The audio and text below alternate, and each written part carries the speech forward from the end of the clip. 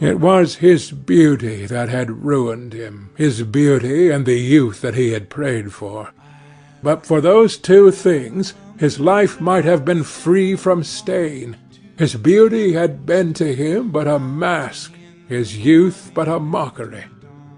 What was youth at best? A green and unripe time, a time of shallow moods and sickly thoughts. Why had he worn its livery? Youth had spoiled him. It was better not to think of the past. Nothing could alter that. It was of himself and of his own future that he had to think. James Vane was hidden in a nameless grave in Selby churchyard. Alan Campbell had shot himself one night in his laboratory, but had not revealed the secret that he had been forced to know. The excitement, such as it was, over Basil Hallward's disappearance, would soon pass away. It was already waning. He was perfectly safe there. Nor, indeed, was it the death of Basil Hallward that weighed most upon his mind. It was the living death of his own soul that troubled him. Basil had painted the portrait that had marred his life. He could not forgive him that. It was the portrait that had done everything. Basil had said things to him that were unbearable, and that he had yet borne with patience. The murder had been simply the madness of a moment. As for Alan Campbell, his suicide had been his own act. He had chosen to do it. It was nothing to him. A new life, that was what he wanted. That was what he was waiting for.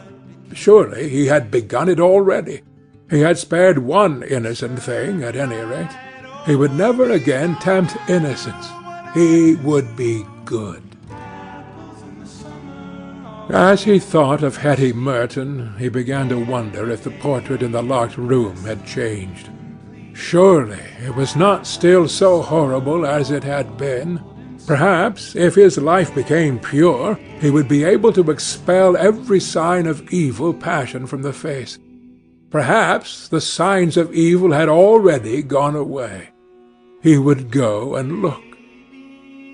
He took the lamp from the table and crept upstairs. As he unbarred the door, a smile of joy flitted across his strangely young-looking face and lingered for a moment about his lips. Yes, he would be good, and the hideous thing that he had hidden away would no longer be a terror to him. He felt as if the load had been lifted from him already.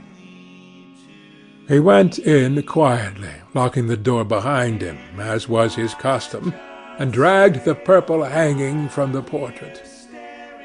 A cry of pain and indignation broke from him.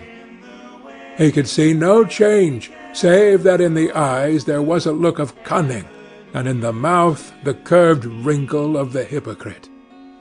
The thing was still loathsome, more loathsome, if possible, than before, and the scarlet dew that spotted the hand seemed brighter and more like blood newly spilled.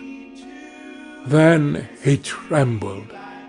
Had it been merely vanity that had made him do his one good deed, or the desire for a new sensation, as Lord Henry had hinted with his mocking laugh?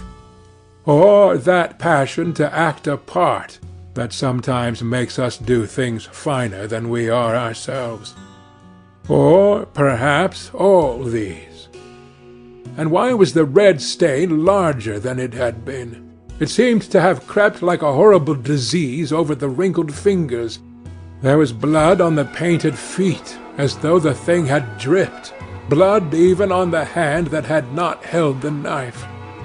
Confess? Did it mean that he was to confess, to give himself up and be put to death? He laughed. He felt that the idea was monstrous.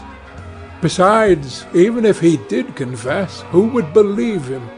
There was no trace of the murdered man anywhere. Everything belonging to him had been destroyed. He himself had burned what had been below stairs. The world would simply say that he was mad. They would shut him up if he persisted in his story.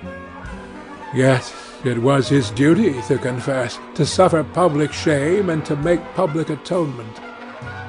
There was a God who called upon men to tell their sins to earth as well as to heaven. Nothing that he could do would cleanse him till he had told his own sin. His sin? He shrugged his shoulders. The death of Basil Hallward seemed very little to him. He was thinking of Hetty Merton. For it was an unjust mirror, this mirror of his soul that he was looking at. Vanity, curiosity, hypocrisy. Had there been nothing more in his renunciation than that? There had been something more. At least he thought so. But who could tell? No, there had been nothing more. Through vanity he had spared her. In hypocrisy he had worn the mask of goodness.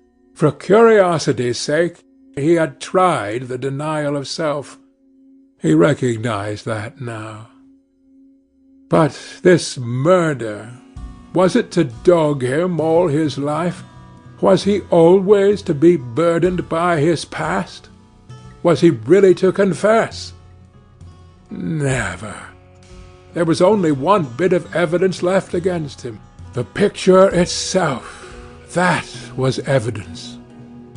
He would destroy it. Why had he kept it so long? Once it had given him pleasure to watch it changing and growing old.